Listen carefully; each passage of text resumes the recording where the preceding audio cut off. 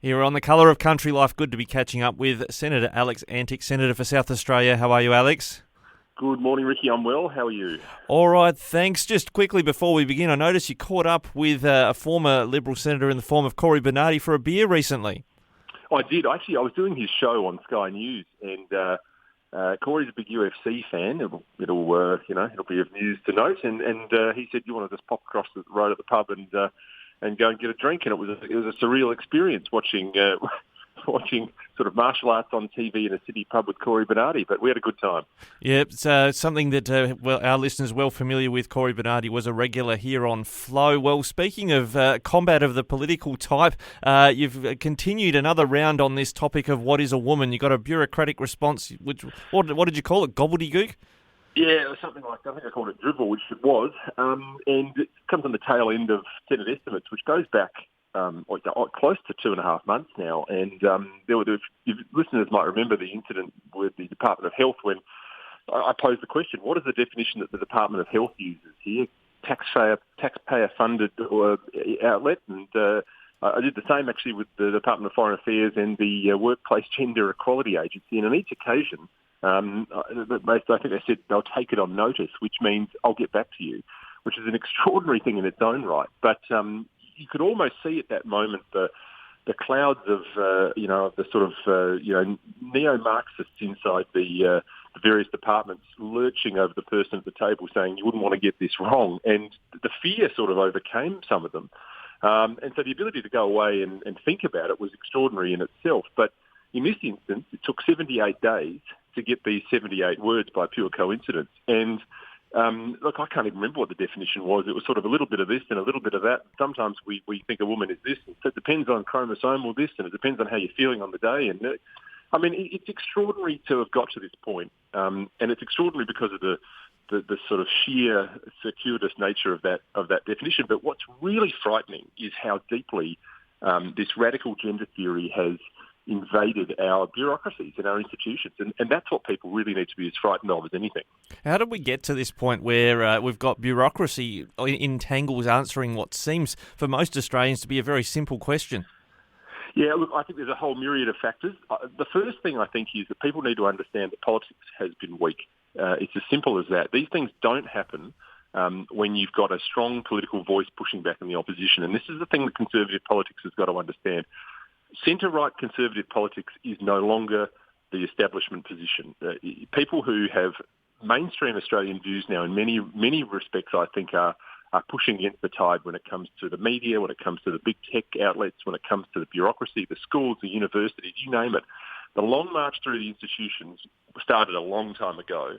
And let's not fool ourselves and think that we're halfway through that march. It's at the end. People are putting down the marching band equipment and having a cool drink. It's finished. It's all the way through our institutions. And we've let it happen. We've let it happen on our own watch, I say, because Conservatives have drifted out of politics. And that includes politics on all levels. That includes the politics of a bureaucracy, getting involved, making sure that you're having your say, school boards, professional bodies like the AMA and the Law Society. It's endemic across society. We've waved the white flag, Ricky. Well, it's interesting when you mention waving the white flag. We see what's spinning out of the US this last week, the ruling that people pretty much knew was going to happen with Roe v. Wade and the protests, etc., coming out of that. It does appear that this was... there was a long march, if you like, to try and get that outcome, changing who was on the Supreme Court and that sort of thing. It is possible to have that sort of conservative swing back with a concerted effort. Well, look, Ricky, that is exactly right. And in fact, that is a great message for listeners out there that think they have mainstream Australian views but are not being represented in politics. The answer to this is have a look at the example of Roe versus Wade. You're absolutely right. This was a long march back through to this point for the conservative voice. It involved getting your voice, people's voices who believed in this, back onto the Supreme Court, and it didn't happen overnight.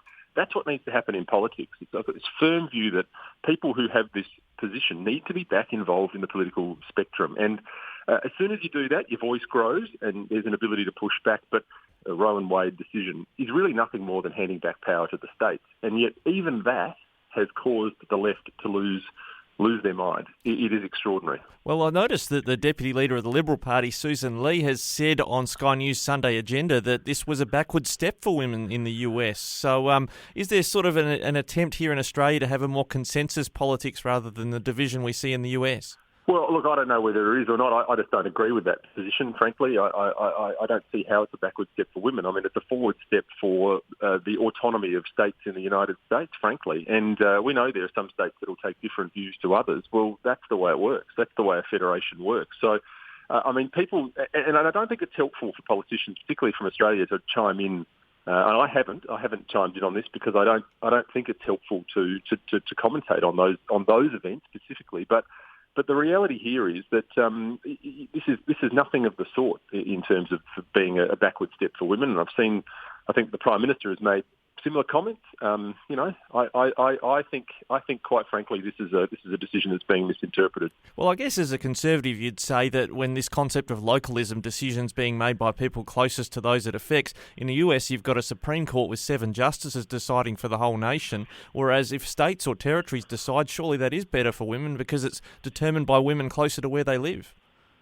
Yeah, I think it sort of sums up quite nicely what's happened out there in politics at the moment. It's become very simplified, very soundbite politics. What you've just described is exactly right. I mean, this actually is the very definition of democracy because you are taking the decision-making back to, the more representative bodies, as you say, the states. So, look, I think people need to calm down on this. I think it's the decision of a Supreme Court in a different country, and I'm not sure why Australian politicians are commentating on it. Well, Mr. Jason Clare, one of the ministers in the new Albanese government, said, and I quote, "Thank God we are a country here in Australia where abortion is not an issue that divides the Labor Party and Liberal Party." Is that an accurate observation? Well, look, we saw 2 years ago almost now, I think 18 months ago in this state, a very, very divisive debate about what position people were taking in relation to a late-term abortion bill. Of course, I publicly opposed that from a different parliament, but I don't think that I don't think that it is as clear as that to suggest that there is no division along these lines. I think there always will be, and it's an emotive subject, but the reality is that, there are two sides to this story, and it's not enough just to simply say, it's interesting, Ricky, we've heard in the last 2 years, we've had people being told what to do with their own body when it comes to vaccine mandates. And now, on the basis of this decision, particularly in the United States, we're being told that my body, my choice is not a thing anymore. People can't have their cake and eat it too, I'm afraid. Yeah, that's an interesting comparison. We're seeing these mandates being, I guess, withdrawn in some respects, but lingering in other places. But, are we seeing a restoration of, I guess, some freedoms that Conservatives want to see returned? So it's just been good this week, the last couple of days, to see these commentators in the United States actually come up with a definition of a woman now. We all of a sudden in the United States, it seems that we know what a woman is again.